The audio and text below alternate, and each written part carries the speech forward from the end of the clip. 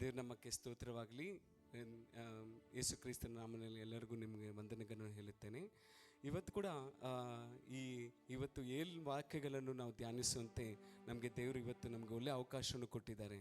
ನಮಗೆ ಬೈಬಲಲ್ಲಿ ಯಾಕೆ ನೆನ್ನೆ ಕೂಡ ಪಾಸ್ಟರ್ ನಾನು ಇದನ್ನು ಧ್ಯಾನ ಮಾಡ್ತಾ ಇರುವಾಗ ನನಗೆ ಒಂದು ಯೋಚನೆ ಬಂದಿತ್ತು. ನಮ್ಮ ಕುಟುಂಬದಲ್ಲಿ ಕೂಡ ಅನೇಕ ಜನ ಯಾರಾದರೂ ತೀರೋದ್ರೆ, ದೊಡ್ಡವರು ಯಾರಾದರೂ ತೀರೋಗುವಾಗ ನಾವು ಯಾವ ರೀತಿ ಒಂದೊಂದ್ಸಲಿ ಅವರನ್ನು ಲಾಸ್ಟಾಗಿ ನಾವು ಮಾತಾಡಿಸ್ದೇ ಹೋಗ್ಬಿಟ್ರೆ ನಮಗೆ ತುಂಬ ದುಃಖ ಆಗುತ್ತೆ ನಮಗೆ. ಯಾಕಂದರೆ ಏನಾದರೂ ಕೊನೆಯದಾಗ ಅವ್ರು ನಮ್ಮ ಹತ್ರ ಏನಾದರೂ ಒಂದು ಮಾತು ಹೇಳ್ತಾರಾ ಅಂತ ಹೇಳಿಬಿಟ್ಟು ಆ ಯೋಚನೆ ಕೂಡ ನನಗೆ ಬಂದಿತ್ತು. ನಿನ್ನೆ ಸಾಯಂಕಾಲ ನಾನು ಪ್ರೇಯರ್ ಮಾಡಿಬಿಟ್ಟು ಬರುವಾಗ ಪಾಸ್ಟರ್ನ ಅದನ್ನೇ ಹೇಳಿದರು. ನಾನು ಲಾಸ್ಟಿಗೆ ನನ್ನ ಹತ್ರ ಏನು ಮಾತಾಡ್ತಾರೆ, ನನ್ನ ಹತ್ರ ಏನು ವಾಕ್ಯ ಮುಖಾಂತರ ಮಾತಾಡ್ಬೇಕಂತ ಹೇಳಿಬಿಟ್ಟು ಅದಕ್ಕೋಸ್ಕರ ನಾವು ಏನಾದರೂ ಮಾತಾಡದೆ ಹೋದರೆ ಅದು ನಮಗೆ ತುಂಬ ದುಃಖ ಆಗುತ್ತೆ. ಆ ರೀತಿಯ ಅನುಭವ ನನಗೆ ಕೂಡ ಇದೆ. ಯಾಕಂದರೆ ನಮ್ಮ ತಂದೆ ತೀರೋಗುವಾಗ ಕೂಡ ನಾನು ಅವ್ರ ಜೊತೆಗಿರಲಿಲ್ಲ. ನಾನು ಬೆಂಗಳೂರಲ್ಲಿದ್ದೆ, ಅವರು KGF ಅಲ್ಲಿದ್ದರು. ಆವಾಗ ನನಗೆ ಲಾಸ್ಟಿಗೆ ಮುಂದಿನ ದಿವಸನೇ ಸಾಯಂಕಾಲ ಬಂದು ನೋಡ್ಕೊಂಡು ಹೋಗಿ ನನಗೊಂದು ಲಾಸ್ಟಲ್ಲಿ ಒಂದು ಮಾತು ಕೂಡ ಹೇಳಿಲ್ವಲ್ಲ ಅಂತ ಅಷ್ಟು ದುಃಖ ಆಯಿತು. ಅದನ್ನು ಆದರಣೆ ಕೊಡೋದಕ್ಕೋಸ್ಕರ ಯೇಸು ಕ್ರಿಸ್ತನು ಅವ್ರ ಮರಣಕ್ಕೆ ಮುಂಚೆ ಈ 7 ವಾಕ್ಯಗಳನ್ನು ಅವ್ರು ನಮ್ಮ ಹತ್ರ ಜೊತೆಗೆ ಮಾತಾಡಿದ್ದಾರೆ. ಏಳಂತ ಏನಕ್ಕಂತ ಹೇಳಿದರೆ, ಒಂದು ನಾವು ಏಳಂದರೆ ಸಂಪೂರ್ಣತೆ, ಅದು ದೈವಿಕ ಪರಿಪೂರ್ಣತೆ ಅಂತ ಅದು ಗುರುತಿಸುತ್ತದೆ. ಮತ್ತು ಸಂಪೂರ್ಣತೆ ಅದು ಕಂಪ್ಲೀಟ್ನೆಸ್ ಮತ್ತು ಪರ್ಫೆಕ್ಷನ್ನು. ಅದರಿಂದನೇ 7 ಅಂತ ನಮಗೆ ಅನೇಕ ಒಂದು 600ಗಿಂತ ಹೆಚ್ಚಾಗಿ ಕಡೆಗೆ ನಾವು 7 ಬಾರಿ ಅಂತ ನಾವು ವಾಕ್ಯದಲ್ಲಿ ನೋಡ್ತೀವಿ. ಅದೇ ರೀತಿಯಲ್ಲಿ ನಾವು ನೋಡಿದರೆ 7 ವಚನ ಮತ್ತು ನಾವು ಪ್ರಕಟಣೆ ಪುಸ್ತಕದಲ್ಲಿ ಕೂಡ ನಾವು ನೋಡ್ಬೋದು 7 ಮುದ್ರೆಗಳು ಮತ್ತು 7 ಸಭೆಗಳಂತ ಕೂಡ ನಮಗೆ ತೋರಲ್ಪಟ್ಟಿದೆ. ಮತ್ತು ಯೇಸುಗೂ ಈ 7 ವಾಕ್ಯ 4 ವಿಷಯಕ್ಕೋಸ್ಕರ ಮುಖ್ಯವಾಗಿ ನಮಗೆ ಏನಕ್ಕೋಸ್ಕರ ಮಾತಾಡಿದ್ದಾರೆ ಅಂದರೆ, ಅವರು ದೈವಿಕವನ್ನು ತೋರಿಸೋದಕ್ಕೋಸ್ಕರ ನಮ್ಮ ಜೊತೆಗೆ ಮಾತಾಡಿದ್ದಾರೆ. ಎರಡನೇದಾಗಿ ಅವನು ಮಾನವತ್ವ ಅಂದರೆ ಅವ್ರ ಕರುಣೆಯಲ್ಲಿ ಈ ಲೋಕದಲ್ಲಿ ಬಾಳುವಾಗ ಅವರು 100% ಮನುಷ್ಯನಾಗಿ ಬಾಳಿದ್ರು. ಆ ಮಾನವತ್ವವನ್ನು ತೋರಿಸೋದಕ್ಕೆ, ಆ ದಯೆಯನ್ನು ತೋರಿಸೋದಕ್ಕೆ, ಪ್ರೀತಿಯನ್ನು ತೋರಿಸೋದಕ್ಕೋಸ್ಕರ ಅವರು ನಮ್ಮ ಜೊತೆಗೆ ಮಾನವತ್ವ. ಮತ್ತು ಅವರು ಅತಿ ತ್ಯಾಗವುಳ್ಳ ಪ್ರೀತಿ, ಸ್ಯಾಕ್ರಿಫಿಷಿಯಲ್ ಲವ್, ಆ ಒಂದು ತೋರಿಸೋದಕ್ಕೋಸ್ಕರನೇ ಈ 7 ವಾಕ್ಯಗಳು ಬರೆದಿದೆ. ಅದೇ ರೀತಿಯಲ್ಲಿ ನಮಗೆ ಹಲವೊಡಂಬಡಿಕೆ ಬರೆದಿದೆಯಲ್ಲ, ಮೆಸೇನ್ ಬರ್ತಾನೆ, ಈ ಲೋಕದಲ್ಲಿ ಬಂದು ಎಲ್ಲರನ್ನ ರಕ್ಷಿಸಿ ಮರಣ ಹೊಂದಿ 3ನೇ ದಿವಸ ಎದ್ದು ಹೇಳ್ತಾರೆ ಅಂತ ಹೇಳಿ ಬರೆದಿದೆ ನೋಡಿ. ಆ ಪ್ರವಾದನೆ ನೆರವೇರೋದಕ್ಕೋಸ್ಕರನೇ ಈ ವಾಕ್ಯ ಕೂಡ ಬರೆದಿದೆ. ಅದೇ ರೀತಿಯಲ್ಲಿ ನನಗೆ ಕೊಟ್ಟಿರೋಂಥ ವಾಕ್ಯ ಇವತ್ತು ನಮಗೆ ಏನಂದರೆ, ಮೊದಲನೇ ವಾಕ್ಯ ಏನು ಬರೆದಿದ್ದಾರೆ ಅಂದರೆ, ಲೂಕನ ಬರೆದಂಥ ಸುವಾರ್ತಿಕ ಪುಸ್ತಕದಲ್ಲಿ 23ನೇ ಅಧ್ಯಾಯ ವಚನ 34. ಯಾರಾದರೂ ಕನ್ನಡದಲ್ಲಿ ಓದಿ.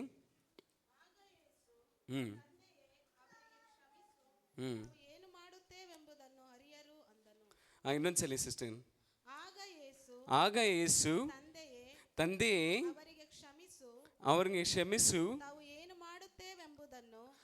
ಅವ್ರು ಏನು ಮಾಡ್ತಾ ಇದ್ದಾರಂತ ಅವ್ರಿಗೆ ಗೊತ್ತಿಲ್ಲ ಅಂತ ಹೇಳ್ತಾ ಇದೆ. ಈ ವಚನಲ್ಲಿ ಏನು ಬರ್ದಿದೆ ಅಂದರೆ ನೋಡಿ, ಮೊದಲನೇದಾಗಿ ನಮ್ಗೆ ಏನು ಗುರುತಿಸುತ್ತೆ ಅಂದರೆ, ನಾವು ಕ್ಷಮಿಸುವ ದೇವರಾಗಿ ನೋಡ್ತೀವಿ. ಅದೇ ದಯೆ ಉಳ್ಳ ದೇವರು. ನೋಡಿ, ಅವ್ರು ಎಷ್ಟು ನೋವು ಹೊಂದಿರ್ತಾರೆ, ಆಲ್ರೆಡಿ ಶಿಲ್ಬೆ ಹೊತ್ಕೊಂಡಿದ್ದಾರೆ, ಅವ್ರ ಮೈಯೆಲ್ಲ ಗಾಯ, ಮುಳ್ಳಿನ ಕಿರೀಟ ಹಾಕ್ಕೊಂಡಿದ್ದಾರೆ. ಆದರೆ ಅವ್ರು ಕೂಡ ಆ ಸಮಯದಲ್ಲಿ ಕೂಡ ಏನಂತ ಅವ್ರಿಗೆ ಒಂದು ಯೋಚನೆ ಬರ್ತಾರೆ ಅಂದರೆ, ಏನು ತೋರಿಸುತ್ತೆ ಅಂದರೆ ಅವರು ಮಹಾ ಕರುಣೆಯ ದೇವರು ಮತ್ತು ನಮ್ಮ ಕ್ಷಮಿಸುವ ದೇವರಾಗಿದ್ದಾರೆ ಅಂತ ನಾವು ನೋಡ್ತೀವಿ. ಅದು ಅನ್ಕಂಡೀಷ್ನಲ್ ಲವ್, ಮತ್ತು ಇನ್ನೊಬ್ಬರಿಗೋಸ್ಕರ ತ್ಯಾಗವಾಗಿ ಅವ್ರ ಬಗ್ಗೆ ಯೋಚನೆ ಮಾಡೋ ದೇವರಾಗಿದ್ದಾರೆ. ಅದೇ ಮತ್ತು ಈ ರೀತಿಯಲ್ಲಿ ಯೇಸು ಕ್ರಿಸ್ತನು ಅವ್ರು ಏನು ಹೇಳ್ತಾ ಇದ್ದಾರೆ ನೋಡಿ, ಒಂದು ಮಾದರಿ ನಮಗೆ ತೋರಿಸಿದ್ದಾರೆ. ಯಾವ ರೀತಿ ಬೇರೆಯವ್ರನ್ನ ನಾವು ಯಾವ ಥರ ಕ್ಷಮಿಸ್ಬೇಕಂತ ಒಂದು ಮಾದರಿ ನಮ್ಮ ಜೀವನದಲ್ಲಿ ತೋರಿಸಿದ್ದಾರೆ. ಅದಲ್ಲದೆ ನೋಡಿ, ಅವ್ರಿಗೆ ಗೊತ್ತು ಅವ್ರಿಗೆ ನಡೀತಾ ಇರೋದು ಅವ್ರ ನ್ಯಾಯ ಅಲ್ಲ, ಅನ್ಯಾಯವಾಗಿ ನಡೀತಾ ಇದೆ, ಅವ್ರಿಗೆ ಮಾಡ್ತಾ ಇರೋದೆಲ್ಲ ಅವ್ರಿಗೆ ಅನ್ಯಾಯ ಅಂತಲೇ ಅವ್ರಿಗೆ ಗೊತ್ತು. ಆದರೆ ಕೂಡ ಅದನ್ನೆಲ್ಲ ನಾವು ಪಕ್ಕಕ್ಕೆ ಇಟ್ಬಿಟ್ಟು ಅವ್ರ ನಿರ್ಧಾರ ತಗೊಂಡ್ರು. ಅವರು ದೇವರನ್ನ ಅತಿ ತೀರ ನೋವು ಅವ್ರು ಯಾವಾಗ ಇನ್ನೂ ಸ್ವಲ್ಪ ಸಮಯ ಆದರೆ ಮರಣ ಹೊಂದುತ್ತಾರೆ. ಆದರೂ ಕೂಡ ಅವರು ಅವ್ರ ನಿರ್ಧಾರ ತಗೊಂಡ್ರು, ಬೇರೆಯವ್ರನ್ನ ಕ್ಷಮಿಸೋದು. ಅದರೆಲ್ಲ ನಾವು 3 ಭಾಗವಾಗಿ ಇದನ್ನು ನೋಡ್ತೀವಿ. Prayer in the midst of pain ಅಂದರೆ, ಅವ್ರ ನೋವಲ್ಲಿ ಕೂಡ ಒಂದು ಪ್ರಾರ್ಥನೆ ಮಾಡ್ತಾಯಿದ್ದಾರೆ. ಏನು ಪ್ರಾರ್ಥನೆ ಮಾಡ್ತಾಯಿದೆ ಅಂದರೆ, ತಂದೆಯೇ ಅವ್ರನ್ನ ದಯನ್ ಕ್ಷಮಿಸು ಅವರು ಅಂತ ಹೇಳ್ತಾ ಇದ್ದಾರೆ ನೋಡಿ. ಅವ್ರಿಗೆ ಆಲ್ರೆಡಿ ಏಟ್ ಬಿದ್ದಿದೆ, ಅವರು ಎಲ್ಲ ಅವ್ರ ಕೈಯಲ್ಲೆಲ್ಲ ಮೊಲೆ ಹಾಕಿದ್ದಾರೆ, ಮತ್ತು ಎಲ್ಲ ಮುಳ್ಳಿನ ಕಿರೀಟ ಹಾಕಿದ್ದಾರೆ. ಆದರೆ ಕೂಡ ಅವರು ಆ ಸಮಯದಲ್ಲಿ ಕೂಡ ಅವರು ಏನು ಮಾಡ್ತಾ ಇದ್ದಾರೆ ಅಂದರೆ ಕ್ಷಮಾಪಣೆಯನ್ನು ಬಿಡ್ತಾ ಇದ್ದಾರೆ. ಅದು ನಾವು ಮೊದಲನೇದಾಗಿ ಏನಂದರೆ prayer in midst of in pain, ಅಂದರೆ ಆ ಕ್ಷಮೆ ಹೊಂದೋ ಸಮಯದಲ್ಲಿ ಕೂಡ ಅವ್ರು ದೇವ್ರ ಹತ್ರ ಏನು ಬೇಡ್ತಾ ಇದ್ದಾರೆ ಅಂದರೆ ಅವ್ರು ಕ್ಷಮಿಸುವಂಥ ಬೇಡು. ಅದು ನಮಗೆ ಎಕ್ಸಾಂಪಲ್ ಆಗಿ ಕೊಟ್ಟಿದ್ದಾರೆ. ಮತ್ತು ಎರಡನೇದಾಗಿ ignorance of sin. Ignorance of ಸಿನ್ ಅಂದರೆ ಅವ್ರು ಏನು ಪ್ರಾರ್ಥನೆ ಮಾಡ್ತಾ ಇದ್ದಾರೆ, ದೇವರೇ ಆ ಸಿಪಾಯಿಗಳಿಗೆ ಅವ್ರು ಏನು ಮಾಡ್ತಾ ಇದ್ದಾರೆ ಅಂತ ಅವ್ರಿಗೆ ಗೊತ್ತಿಲ್ಲ ಅಂತ ಏನು ಹೇಳ್ತಾ ಇದ್ದಾರೆ, ಅವ್ರಿಗೆ ಗೊತ್ತಿಲ್ಲ, ಅವ್ರಿಗೆ ಕ್ಷಮಿಸಿ ಅಂತ ಆ ಥರ ಪ್ರಾರ್ಥನೆ ಮಾಡ್ತಾ ಇದ್ದಾರೆ. ಏನು ಪ್ರಾರ್ಥನೆ ಮಾಡ್ತಾ ಇದ್ದಾರೆ, ಅವ್ರು ಮಾಡ್ತಾ ಇರೋದು ಏನಂತ ಗೊತ್ತಾಗ್ತಾ ಇಲ್ಲ, ಅದರಿಂದ ದಯದಿಂದ ಅವ್ರನ್ನ ಕ್ಷಮಿಸಿ. ಇವಾಗ ಕೂಡ ನಾವು ಕೂಡ ಅನೇಕ ಸಲ ನಮ್ಮನ್ನು ಕೂಡ ಇದೇ ಥರ ಹುಡುಕಿದ್ದು ಯೇಸು ಕ್ರಿಸ್ತನು ಈ ಲೋಕಕ್ಕೆ ಬಂದಿದ್ದು. ನಾವು ಕೂಡ ಪಾಪಿಯಾಗಿ ಇಲ್ಲಿ ಜನಿಸಿದ್ದು, ಆದರೆ ಕೂಡ ನಮ್ಮನ್ನು ಹುಡುಕಿ ಬಂದಿದ್ದ ದೇವ್ರಿಗೆ ಸ್ತೋತ್ರ, ಹಲ್ಲೆಲೂಯಾ. ಅದೇ ರೀತಿಯಲ್ಲಿ ಮೂರನೇದಾಗಿ ಏನು ಹೇಳ್ತೀವಿ ಅಂದರೆ ಅ ಕಮಾಂಡ್ಮೆಂಟ್ ಟು ಫರ್ಗಿವ್ ಅನ್ಫರ್ಗಿಬಲ್. ಅಂದರೆ ಏನು ಹೇಳ್ತಾ ಇದ್ದಾರೆ, ಬರೀ ಅವರನ್ನು ಏನು ಹೇಳ್ತಾರೆ ಫರ್ಗಿವ್ ಫಾದರ್ ಅಂದರೆ ಅದನ್ನು ಮಾತ್ರ ಹೇಳಿಲ್ಲ, ಅವ್ರು ಏನು ಮಾಡ್ತಾ ಇದ್ದಾರೆ ಅವ್ರಿಗೆ ಗೊತ್ತಿಲ್ಲ, ಪ್ಲಸ್ ಅವ್ರಿಗೆ ದೇವ್ರ ಹತ್ರ ಬೇಡ್ತಾ ಇದ್ದಾರೆ, ಅವ್ರು ಯಾವ ರೀತಿ ಮಾಡಿದಾರೋ ಅವ್ರಿಗೆ ಗೊತ್ತಿಲ್ಲ ಅಂತ. ಆದ್ದರಿಂದ ನಾವು ಏನು ವಿಷಯ ನಾವು ಇದರಿಂದ ತಿಳ್ಕೊತೀವಿ ಅಂದರೆ ಅವರನ್ನು ಸೇಡ್ ತೋರಿಸ್ಕೊಳ್ಳೋದನ್ನು ಬಿಟ್ಟು ಅವ್ರನ್ನ ಪ್ರೀತಿಸೋಕ್ಕೆ ಪ್ರಾರಂಭಿಸಿದರು. ಅದನ್ನೇ ನಮ್ಮ ಜೀವನದಲ್ಲಿ ಕೂಡ ನಾವು ಬಲವಹಿಸ್ಕೋಬೇಕಂದ್ರೆ, ಯಾರಾದರೂ ನಮಗೆ ಕೆಟ್ಟದ್ದು ಯಾರಾದರೂ ಮಾಡಿದ್ರೆ ಅವ್ರಿಗೆ ನಾವು ಕೆಟ್ಟ ಮಾಡಿದರೆ ನಾವು ದೇವ್ರ ಮಕ್ಕಳಲ್ಲ ಅಲ್ವಾ.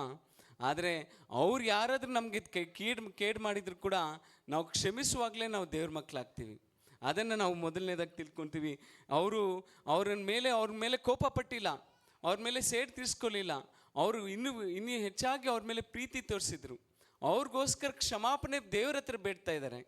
ದೇವರೇ ಇವ್ರು ಏನು ಮಾಡ್ತಾರೆ ಅಂತ ಇವ್ರಿಗೆ ಗೊತ್ತಿಲ್ಲ, ಇವ್ರನ್ನ ಕ್ಷಮಿಸಿ ಅಂತ ಹೇಳಿಬಿಟ್ಟು ಪ್ರಾರ್ಥನೆ ಮಾಡ್ತಾರೆ. ಮತ್ತು ನಾವು ಈ ಮುಖ್ಯವಾದ ವಚನ ಈ ಮುಖಾಂತರ ನಾವು ಏನು ತಿಳ್ಕೊತೀವಿ ಅಂದರೆ, ಮತ್ತಾಯನ ಬರೆದಂಥ ಸುವಾರ್ತಿಕ ಪುಸ್ತಕದಲ್ಲಿ 6ನೇ ಅಧ್ಯಾಯ 12ನೇ ಅಧ್ಯಾಯದಲ್ಲಿ ಬರೆದಿದೆ ನೋಡಿ. ಕನ್ನಡದಲ್ಲಿ ಓದೋಣ. ಮತ್ತಾಯ ಬರೆದಂಥ ಸುವಾರ್ತಿಕ ಪುಸ್ತಕ 6ನೇ ಅಧ್ಯಾಯ ವಚನ 12.